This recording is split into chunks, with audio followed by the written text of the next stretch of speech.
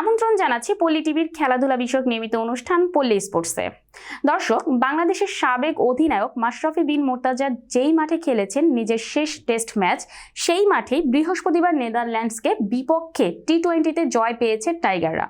সাকিবের ব্যাটে ভর করে ডাচদের হারিয়েছে টাইগাররা। এই জয়ে সুপার 8-এ এক পা দিয়ে রেখেছেন শান্তর দল। কিংস্টাউনে বাংলাদেশের জয়ের পর মাশরাফি স্মৃতিতে ফেরালেন দেড় যুগ আগের সময়টা। বিস্তারিত জানাতে সঙ্গে আছে আমি সাইমা শিউলি। চলুন দেখে আসি ডেস্ক রিপোর্টে।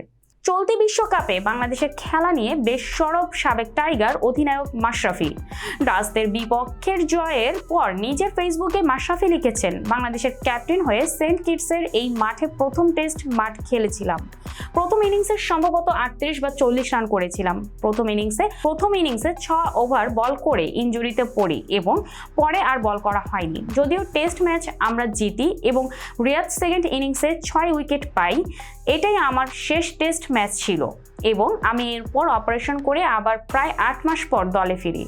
এরপর মাশরাফি সাকিবের প্রশংসা করে লেখেন, সেটা ছিল 2009 সাল এবং সেই ম্যাচের সাকিব পরে ক্যাপ্টেন হিসেবে দলের দায়িত্ব নেয়। আজ সাকিব আবার পুরো দলের দায়িত্ব নিয়ে দারুণ একটি ইনিংস খেলবে। সবচেয়ে গুরুত্বপূর্ণ হলো শেষ ওভার পর্যন্ত ব্যাটিং করেছে, যার কারণে একটা বড় রান করা সম্ভব হয়েছে। এদিকে বোলিংয়ের প্রশংসাও করেছেন ম্যাশ। তিনি লিখেছেন, রিয়াদ এবং জাকিরের কথা বলতেই হবে, তারা দুজনও সিচুয়েশনে অনুযায়ী যা দরকার ছিল সেটাই করেছে। বোলিংয়ে পুরো দল হিসেবে আবারও দারুণ পারফরমেন্স ছিল তাদের। দিন দিন রিশাদ স্বস্তির জায়গায় হয়ে উঠেছে মুস্তাফিজ সাকিব জুটি। তাসকিনের কথা আসলেই আলাদা করে বলা উচিত। বিগত 2 বছরে এই ফরম্যাটের বুমরাহর পর সম্ভবত সে বিশ্বের সেরাদের কাতারে। এই বিশ্বকাপ সত্যি আমাদের জন্য বিশাল সুযোগ।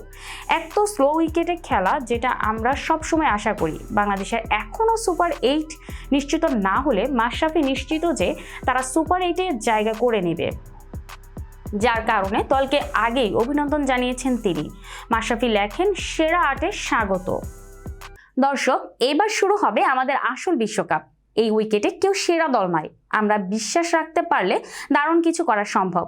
সাকিবকে টুপি খোলার সালাম, সেই সাথে পুরো দলকে অভিনন্দন। Big relief. অভিনন্দন বাংলাদেশ। আজ এই পর্যন্তই। পরবর্তী পর্বে হাজির হওয়ার প্রত্যাশা নিয়ে আজকের মতো বিদায় নিচ্ছি। আল্লাহ হাফেজ।